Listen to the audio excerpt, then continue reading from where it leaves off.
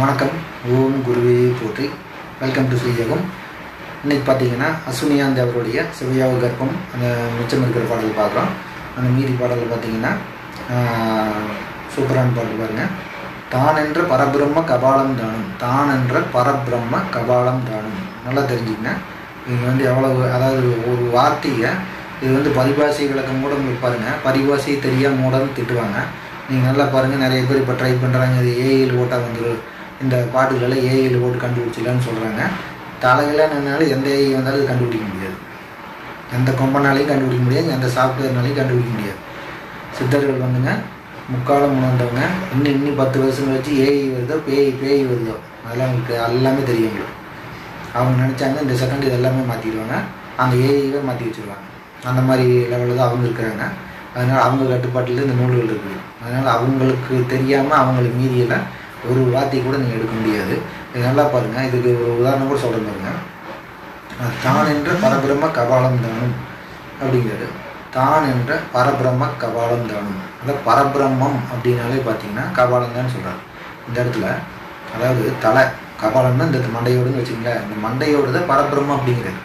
இப்போ நம்ம நிறைய மார்க்குகள் என்ன வருது, அந்த அறகுற மார்க்குகள், மென்டல் மார்க்குகள் என்ன பண்ணுதுன்னு பார்த்தீங்கன்னா, மேலே இருக்குது, இது இருக்குது, வெளி இருக்குது, அந்த வெளி இருக்குது, அது மேலே சிவவெளி இருக்குது, பறவெளி இருக்குது, அப்புறம் என்ன சுத்த வெளி, அசுத்த வெளி போயிட்டே இருக்காங்க, நிற்கவே மாட்டேங்கிறாங்க.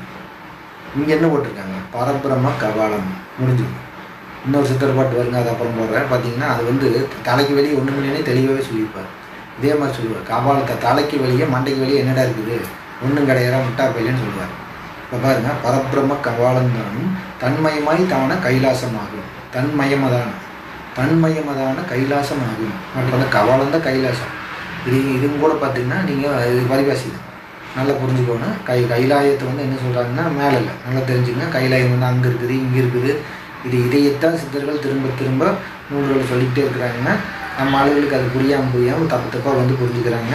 இது அதுக்கப்புறம் வந்தவங்க சித்தர்களுக்கு அப்புறம் வந்த நேற்று வந்தவங்க முந்தா நேற்று வந்தவங்கலாம் பார்த்தீங்கன்னா அவனுக்கு வாயில் வரதெல்லாம் புக் எழுதி வச்சுட்டானுங்க.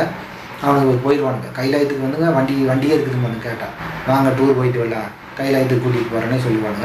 இது யாரும் ஒன்றும் பண்ண முடியாது. ஆனால் அது தலைவிதிப்படி நடக்கு. பாருங்கள், கைலாசங்கிறது அதுதான். அந்த கபாலம் தான் கைலாயம்னு சொல்கிறாரு. கைலாசம் வானென்ற கைலையனும் மேருவேரி. அடுத்த லைன்லேயே வராது. வானென்ற கைலையனும் மேருவேரி. வானும் இதுதான், கைலையும் இதுதான், மேருவும் இதுதான். நல்லா தெரிஞ்சுக்கணும். மகாமேரு, கைலை எப்படி வேணால் சொல்லலாம். அப்போ பார்த்தீங்கன்னா சதுரகிரி என்ன வேணால் சொல்லலாம். மைந்தனே அறிவதனால் அமுதம் கொள்ள. பாருங்கள், மேருவேரி மைந்தனே அறிவதனால் அமுதம் கொள்ள தேனென்று பூரணத்தின் அமுதம் கண்டார். அப்போ தேனென்று பூரணத்தின் அமுதம் கண்டார். பயங்கரமான வேலை. அதை பாருங்கள், மைந்தனே அறிவதனால் அமுதம் கொள்ள. அறிவினால் இந்த அமுதம் கொண்டீங்கன்னா, அது அறிவுனா அந்த ப்ராக்டிஸ் தெரியும் உனக்கு.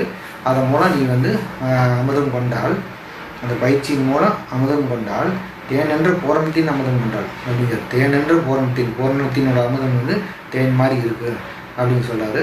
அவ்வளோ ருசியானது அப்படின்னு சொல்கிறாரு. அதை நம்ம அப்படியே எடுத்துக்கூடாது. அந்த அவ்வளோ தூரம் அது மதிப்பு கொடுக்குறாரு. தேன் மாதிரி இருக்கிற பூரணத்தின் அமுதம், பூரண ஒளியோடைய அமுதம் அப்படிங்கிறது. பூரண ஒளி தான், ஆனால் அந்த அமுதம்னு சொல்கிறாரு. திறமாக சதாபோதை புகழ்ந்து காணும். தெரியுங்களா? இப்போ மேட்டருக்குள்ளே வர்றாங்க, ஹார்மோன்ஸ்குள்ளே வர்றாங்க. திறமாக சதாபோதை புகழ்ந்து காணும். அந்த பூரண அமுதங்கிறது பார்த்திங்கன்னா இவங்க சொல்கிற செரட்டனின், டோப்பமைன், இதெல்லாமே மேல்டனின், இதெல்லாமே என்ன பண்ணுன்னா நமக்கு அந்த போதமையம் ஒரு மாதிரி கேர் அடித்த மாதிரி இருக்கும். அதாவது சரக்கு அடித்து எப்படி போதையில் எடுக்கிறாங்களோ அதை போதமையம் அப்படிங்க. ஏன்னா அந்த அந்த செக்ரிகேஷன் ஆகும்போது அப்படி தான் இருக்கும். மூளை பார்த்திங்கன்னா அந்த போதமையமாக தான் இருக்குது. அப்போ இது உடம்புக்கு நல்லது.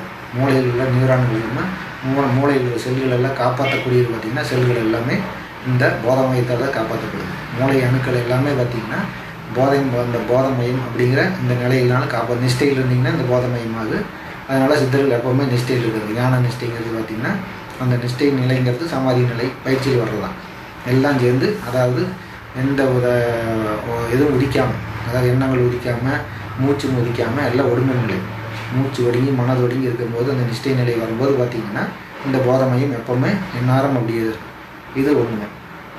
அப்புறம் பார்த்திங்கன்னா கோனென்ற அப்போதை தண்ணில் நின்று குருவருளால் சிவயோகம் கண்டு தேரே அப்படிங்கிறது. கோனென்ற அப்போதை தண்ணில் நின்று பாருங்கள். கோனென்ற அப்போதை அந்த போதையவே நீங்கள் இந்த ராஜாங்கிறாங்க. கோன்னா ராஜா, கோன்னா அரசன். அப்போ அந்த எல்லாத்துக்கும் அரசனாக இருக்கிற அந்த போத நிலைங்கிறாங்க. அப்போ பாருங்கள் அது எவ்வளோ பெரிய நிலை, எவ்வளோ முக்கியம். இதைத்தான் அவர் சொல்கிறார். அப்போ இந்த ப்ராக்டிஸ் மூலம் அந்த நிலையை அடைஞ்சு அந்த ஹார்மோன் செக்ரியேட் ஆகி அந்த போத நிலை வந்து போதைதனில் நின்று குருவருளால் சிவயோகம் கண்டுதேரே. பாருங்கள் இன்னும் அவர் முடிக்கல. குருவருளுங்க நீங்கள் எப்படி வேணால் எடுத்துக்கலாம். குரு அவருடைய குருநாதருடைய அருள்நாளையும் எடுத்துக்கலாம். இதில் வந்து ஒரு ரகசியம் இருக்குது. இது பரிபாஷைன்னு சொல்லக்கூடாது. இது பெரிய ரகசியம். குருவருளாளுங்கிறது ஒரு மிகப்பெரிய ரகசியம் தான். இது வந்து நாம் ஒன்று எங்கேயுமே சொல்லலை, யாருக்கும் சொல்லியிருந்தில்லை, சொல்கிறதுக்கு அனுமதி வரல இது வரைக்கும். பார்த்திங்கன்னா குருங்கிறது வந்து குரு ரகசியம் வந்து இது வரைக்கும் நம்ம வெளிப்படுத்தலை. தெரிஞ்சவங்க இது வரைக்கும் சொன்ன மாதிரியும் இல்லை, சொல்கிறதுன்னு தெரியல. யாருக்கு தெரிஞ்சால் சொல்லட்டும், தெரிஞ்சால் தாராளமாக சொல்லுங்கள். ஆனால் அது வந்து சிவயோகம் கண்டுதேரே குருவருளால் அப்படிங்கிறது. அப்போ இனிமேல் தான் சிவயோகங்கிறது. நீ இந்த நிலைக்கு வந்ததுக்கப்புறம் தான், இந்த நிலையில் நின்று இந்த ஸ்டேஜில் நின்றதுக்கப்புறம் தான் பார்த்தீங்கன்னா சிவயோகம் கண்டுதேரு. இங்கிருந்த சிவயோகம், இங்கிருந்த வாசி யோகம். இந்த நிலைக்கு வந்து தான் வாசி யோகமே நீ வந்து ஆரம்பிக்கிறேங்க. அப்புறம் பாரு அப்படிங்கிற.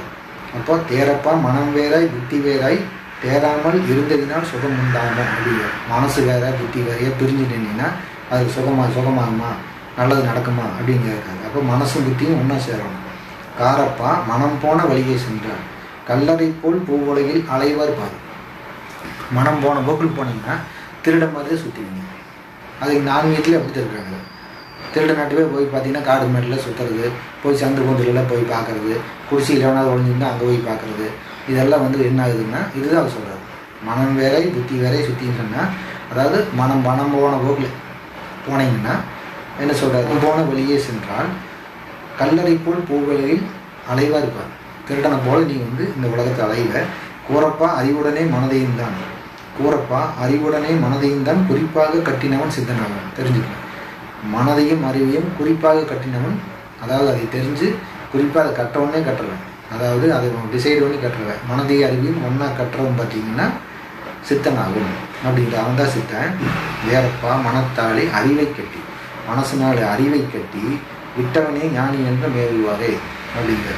வாரே இந்நூல் அது யாருக்குத்தான் கிட்டும் மகத்தான ஞானிகளுக்கு எய்தும் பாருங்கள். இந்த நூல் யாருக்கு கிடைக்குன்னா மகத்தான ஞானிகளுக்கு எய்தும் பாரு. சேரேனி தன்மை எதில் பொறுமையப்பாங்க. பொறுமைத்தன்மை, தன்மையில் பொறுமையாக இறப்பா. திறமான பொறுமையதாய் அடக்கமாகும். திறமான பொறுமையதால் அடக்கமாகும். திறமான பொறுமை, ஸ்ட்ராங்கான பொறுமையில் வந்து ஸ்ட்ராங்காக இருந்தீங்கன்னா அடக்கமாகும். அதுதான் அடக்கம். வேறேதான் ரேசக போரகம் இரண்டும் குழந்தையதோர் கும்பகமும் தன்மையாகும் அப்படிங்கிற. அப்போ தன்மைன்னு என்ன பாருங்கள், தன்மையதே பொறுமையப்பா அப்படிங்கிற. இது எல்லாமே வரும் பயிற்சி. இது சொல்கிறத பார்த்தா புத்தி சொல்கிற மாதிரி இருக்குது, ஆனால் இது மறுபடியும் ப்ராக்டிஸ் பண்ணி தான் வர்றது. அதாவது ரேசக பூரகம் இரண்டும் விளங்கியதோர் கும்பகம். இந்த ரேசக பூரகம் கும்பகம் இந்த மூணும் சேர்ந்து தான் தன்மை அப்படிங்கிறார். அப்போ இந்த பொறுமையாக தன்மையதில் பொறுமையப்பாங்கிறார். அப்போ இந்த பயிற்சியில் பொறுமை, ரேசக பூரக கும்பகங்கிற இந்த வாசி பயிற்சியில் பொறுமை அப்படிங்கிறார். பொறுமையப்பா அப்படிங்கிறாரு. பொறுமையதால் அடக்கமாகும். பொறுமையினால் உங்களுக்கு கட்டுப்படும். இந்த வாசி வந்து அடங்கு. அப்போ பொறுமையாக இருந்தீங்கன்னா, இந்த பயிற்சி கரெக்டாக தன்மையாக பண்ணிங்கன்னா அந்த பொறுமை வந்து பொறுமையினால் வந்து அந்த வாசி அடங்கும். நேரேதான் அறிவு குரு, இது மூன்றாகும் அப்படிங்கிறார். அப்போ நேரேதான் அறிவு குருங்க. இந்த அறிவுங்கிற குரு என்ன ஆகுதுன்னா இந்த மூன்று தான் அறிவு குரு அப்படிங்கிறார். அதாவது இந்த ரேசக பூரகம் கும்பகம் இந்த மூன்று தான் அறிவு குரு அப்படிங்கிறாரு. அதாவது அறிவினால் கட்டுன்னு சொல்கிறாங்க. வரைக்கும் முதல்ல சொல்லிட்டு வர்றது அறிவினால் வந்து மனதினால் அறிவை கட்டு அப்படிங்கிற. இந்த அறிவு விரிவு எல்லாமே பார்த்தீங்கன்னா இந்த மூணு தாங்கிறார். பயிற்சிகள் உண்டு. திரும்பியும் பார்த்தீங்கன்னா ரேசக பூரகம் கும்பகங்கிற இந்த வாசி பயிற்சி தான் பார்த்தீங்கன்னா அறிவு அப்படின்னு சொல்கிறாரு. நிச்சயமாய் அறிவாலே வெல்லலாச்சே அப்படிங்கிறார். பாருங்க, இந்த மூணு தான் அறிவாச்சு. நிச்சயமாய் அறிவாலே வெல்லலாச்சு அப்படிங்கிறார். இதோட முடிக்கிறாரு.